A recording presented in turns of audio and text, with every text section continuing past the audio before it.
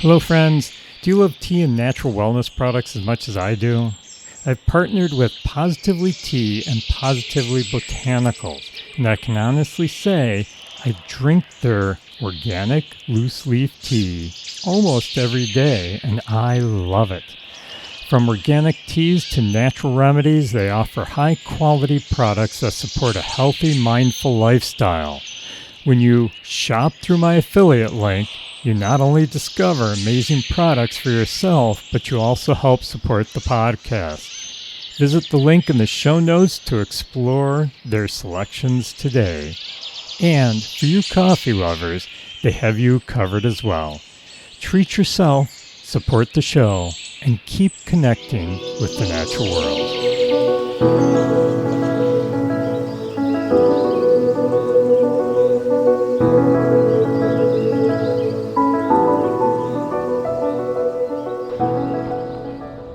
Hello friends, welcome to the Nature Wander. I'm Paul, and today I am out exploring nature in a different way. Actually, it's the way I usually do, but it's different than the way a lot of people do. I am here celebrating I've got some birds flying overhead here. They're welcoming me along. Anyhow, it's my chance today to celebrate Indigenous Peoples Day. For those of you who don't know what Indigenous Peoples Day is, it's when we celebrate all that we have gotten from our Native American friends, the First Peoples. So many of you call them Indians. I never have really liked that term. I have known people from the country of India. They are Indians. These are people who were here long before the European settlers came here to this country. So Indigenous people, they looked at nature much different than the way we do today. Yeah, they actually lived with nature, were part of nature. They were connected with the natural world. They used nature, and when they did use nature for their own survival, it was basically a joint effort between them and nature. They understood that if you overuse your resources, what's going to happen? Hey, you're not going to have them anymore. So that's why they took care of nature. Yeah, they actually introduced a lot of practices that we can learn from. We did learn from, I should say.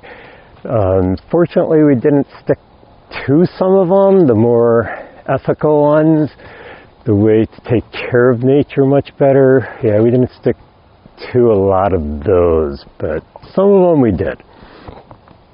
We can actually thank our way of government, the way our government's supposed to run anyhow, to the Iroquois. The Iroquois, known as the Haudenosaunee.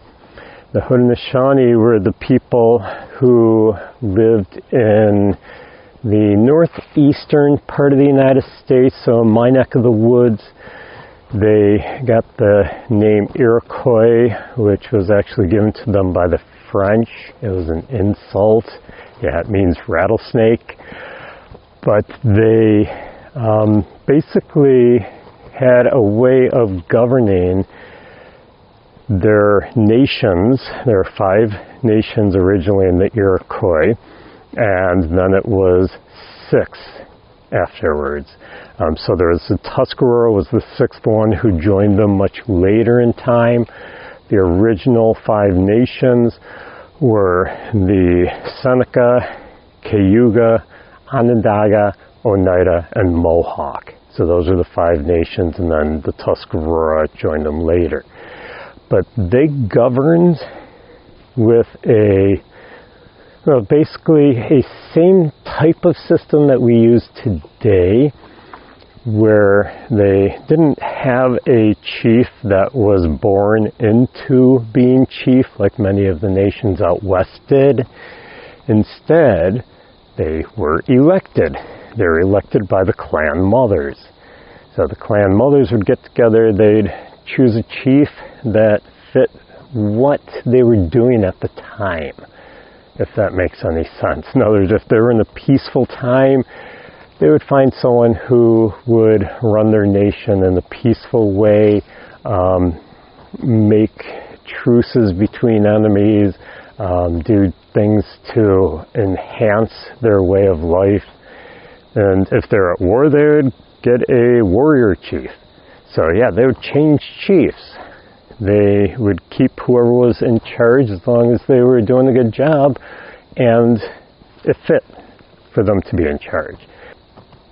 So the chief was not born into the position. The chief was elected into the position. And they did have a council, but anyhow, we kind of got our government from there. We're not going to talk about that. We're going to talk more about the connection to nature that the Native Americans had. They looked at the woods in a different way than we do today. You know, we look at nature, we look at the woods, we look at everything around us in the natural world as a resource. That's the way most people do. I mean, and if you're one of those people who's like me, who loves using nature for hiking and all, it's a resource to you. I mean, you're using it for hiking. You're using it for your enjoyment. You're using it for entertainment. You're using it for exercise. So it can be considered a resource to you. We have lost the connection. I talk about this all the time. We have lost our connection with the natural world, unfortunately. And so we need to get that connection back. The Native Americans, when they were with nature, maybe out in the woods like I am today, you know, they looked at it much different than we do. We look at it, oh, these trees, yeah, we can cut them down, we can make lumber with them. We can use them for firewood. We can, yeah, it's a resource.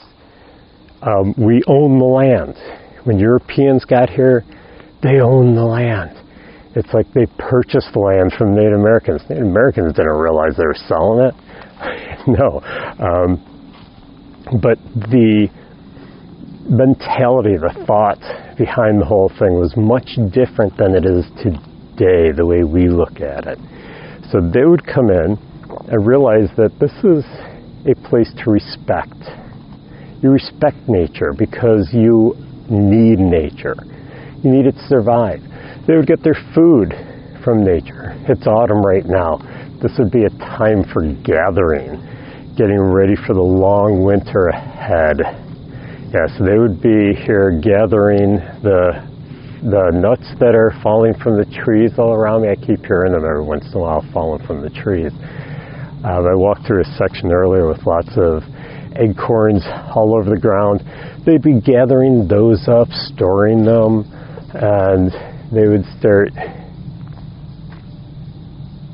Chipmunk's talking to me. Yep. But they would be gathering all this extra food, getting it, stored away for the winter time, because the forest is for their use, and they thank the forest for it. When was the last time you used something from the woods and you thanked them for it? Most people don't. It didn't have to give you that, but it did. Native Americans understood this, so they would thank them for it. The way they believed it is if you didn't thank the forest for those acorns, the next year you wouldn't get many acorns, if any. Yeah, that tree was not going to drop them until you were not in the woods. So they would look at it that way. This is a resource that we are getting from the trees. We thank them for it. So it's a different way of looking at it, and we should get back to that way. They would look at the water, as a way of, hey, water is life. So that's what they looked at as. So they would respect the water. They'd thank the water. They'd thank the earth for giving them the water. So they would make sure they kept the water clean. Not like today, we pollute a lot of our water. We dump our waste into the water. Factories along Lake Erie have polluted the Great Lakes. Not just Lake Erie, but yeah, all the Great Lakes and the Finger Lakes. And so we've been polluting our waterways, our rivers, our ocean. And we don't think twice about it. The Native Americans understood this is something you will need in the future. So keep it clean, respect it, and thank nature for it. Maybe if we thought that way, we'd take better care of the natural world. Yeah, I mean, I have some trails that I hike along, and it kind of bothers me a little bit when I see all the posted signs. I understand in the way it is today. We think of it differently. First of all, it's like, hey, this is my property. I don't want you on my property, period. Others are more thinking the insurance. It's like, oh yeah, someone goes on my property and they sprain their ankle, you know, they're suing me. Because we're a sue-happy society. And so you have to post it to protect yourself. So, I don't know, it just bothers me to always see that. Like, you can't have anyone going on your property because you own it. Native Americans didn't look at it that way. No, things were not owned by people. They did not own this stuff. It was borrowed. It was used in cooperation. So once again, they were more connected to the natural world. They understood the natural world more. And that's another thing, you know, because they spent a lot of time in nature and they respected nature and they were part of nature. They used the resources, yes, but they used it sparingly so that there would be more left for the next time. So when they would go and harvest some food or medicine in the forest, they would make sure they'd only take what they needed and always leave enough for it to regenerate so that they would have more in the future. We don't look at it that way. But they also learned to read the forest. And what I mean by that is they would understand the forest. They would understand the way the animals were communicating with each other. I've got a chipmunk over here yelling, which is letting me know there's something over there that's bothering the chipmunk. Maybe it's me. Maybe it knows I'm here and it's like, get out of here. But this was something that the Native Americans would understand. It's like the communication with the animals. What are the animals doing? This change of the seasons, you know, what's happening with the change of the seasons. So all of this would actually be embedded into the lifestyle of the native people. That way, they could understand how to be with the forest. If that makes sense, hopefully it does. They would be connected to the forest more. So they could understand that, okay, well, we don't harvest here because of this reason. We don't harvest here because of this reason. This is an area that we respect and we leave alone because of this reason. Yeah. So they would know the forest. They would know the trees. They would know how things worked. They would also, I mean, I hear people who I have talked about how the Native Americans respected nature, and they'll come right back in my face and say, oh no, they were burning the forest, they were, you know, clear cutting. And Well, not really. Yes, they did do controlled burns, which we have learned how to do that from the Native Americans. And what it did is it actually helped the forest. So they were so connected with the forest that they were also helping the forest. They would do the controlled burns so that it would clear some of the dead brush out so that there'd be less forest fires in the forest.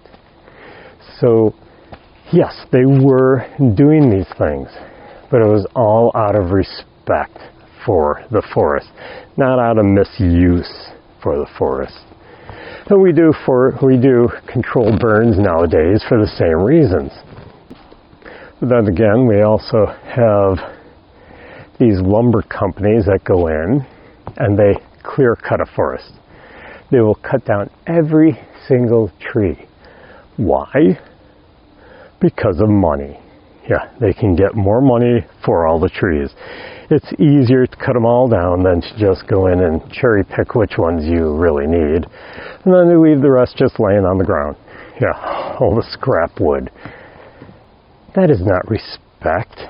That is actually disrespect for the forest. But unfortunately, once again, European mentality was different. The Europeans got here, their mentality was, hey, you control nature. You don't live with nature, you control it. And that mentality has carried on into every generation, right up to ours. So we need to start getting back to the way the Native Americans did things. The way the Native Americans respected nature. The way the Native Americans lived with the natural world instead of trying to conquer the natural world.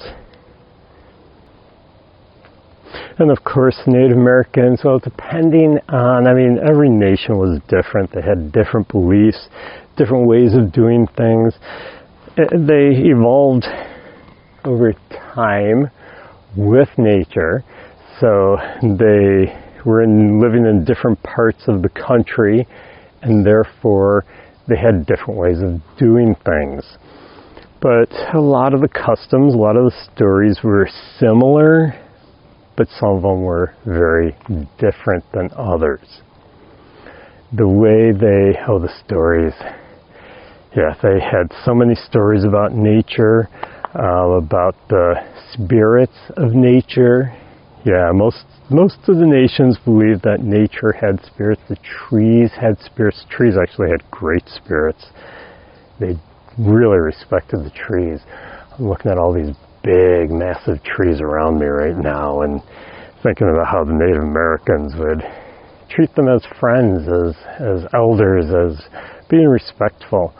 Not like the couple of trees I'm seeing right in front of me with initials carved in their bark and, oh, people.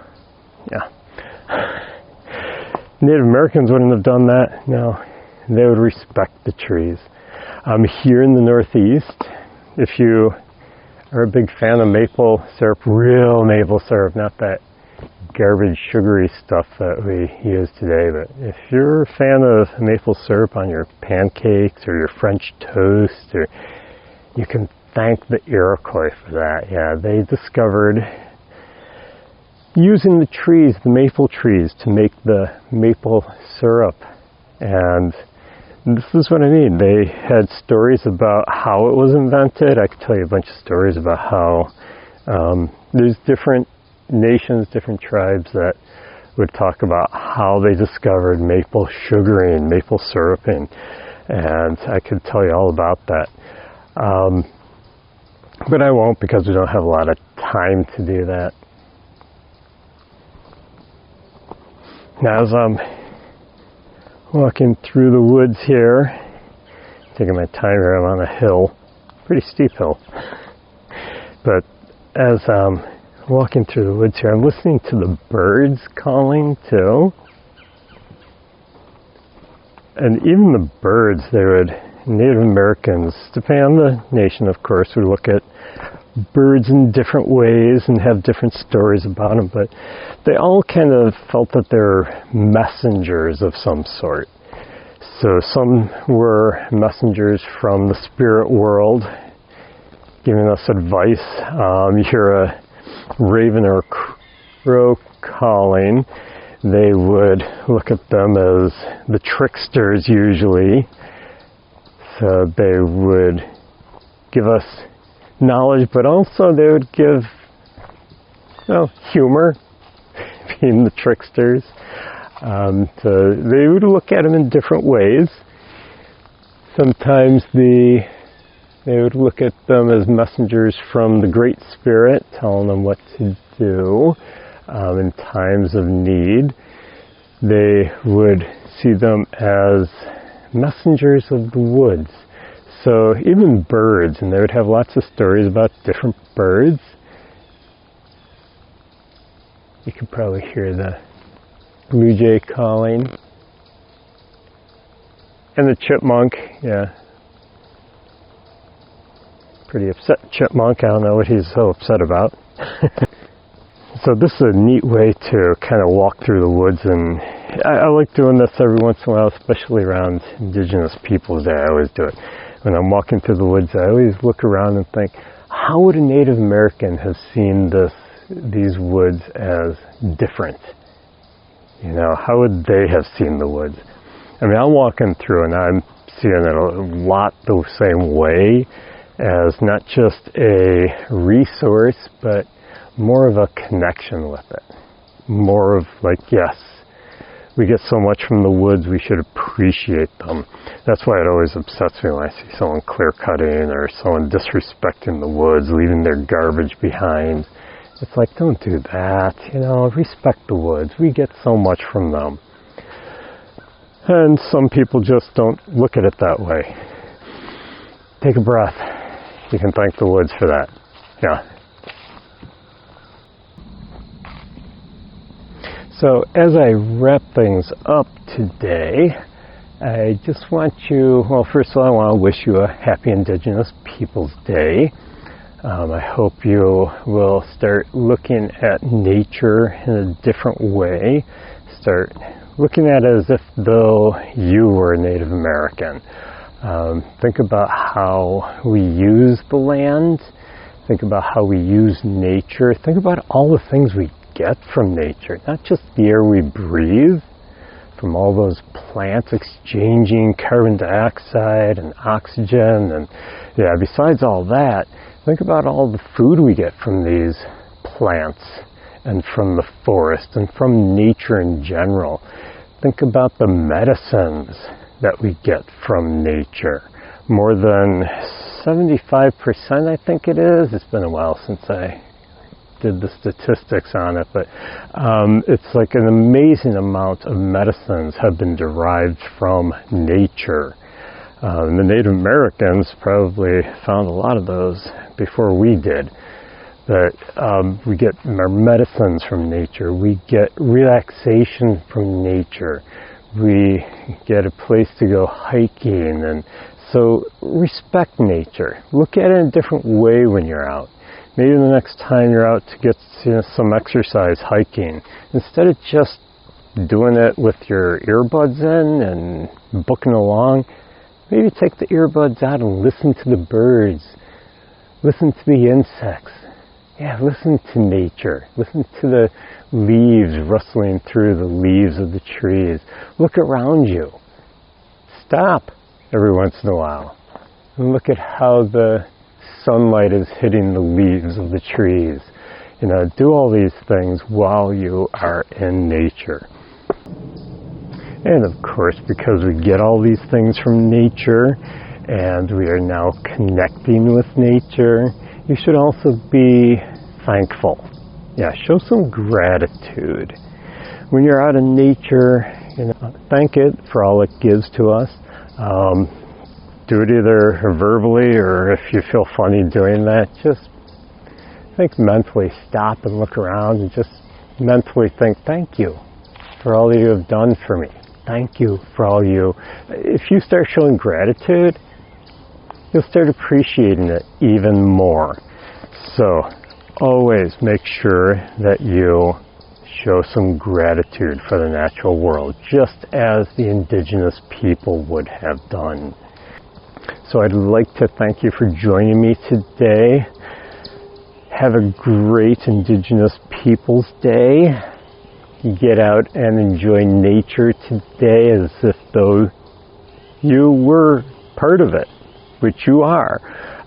So if you'd like to support the podcast, please go to the show notes.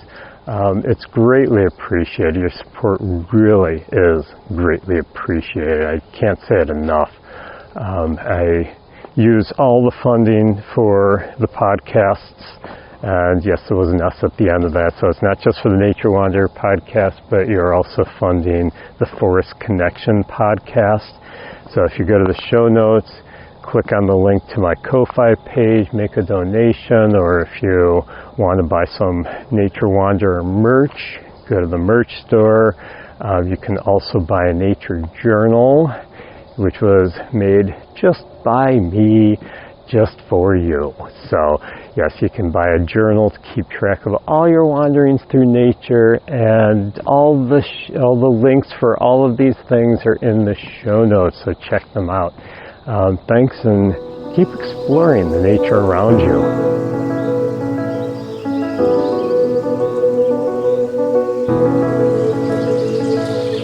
Hey there, fellow nature wanderers. If you're like me, you love spending time outdoors, breathing in that fresh air and connecting with the natural world. But at home, have you ever thought about what's in the products you use every single day? That's why I'm excited to share Apple Valley Natural Soap with you. Their handcrafted all-natural soaps are made with organic ingredients, essential oils, and no harsh chemicals. Awesome! So they're not only great for your skin, but they're safe for the planet. And they don't just stop at soap. Apple Valley Natural Soap also carries a full line of natural skincare products, including shampoos, body butters, facial bars, and more. All designed to nourish your skin without synthetic ingredients. You can't beat that. That's just awesome. Whether you're hiking in the woods or just winding down after a long day, their products bring a little bit of nature right into your home. And the best part? By supporting Apple Valley Natural Soap through the Nature Wanderer, you're also supporting this podcast. Just head to the show notes and click on the link for Apple Valley Natural Soap. So go ahead, treat yourself and the environment to something better. Your skin and Mother Nature will thank you. Hello, friends. I hope you're out wandering through nature, exploring the natural world around you. Do you enjoy writing about your wanderings? Nature journaling is an awesome, fun way to remember all the adventures you have taken and how you felt during those journeys. If you're looking for some beautiful journals to keep track of all your wanderings, I have several available on Amazon, including some guided journals for children. Start your journey in journaling by clicking on the link in the show notes. Keep exploring the nature around you and keep journaling all your wanderings.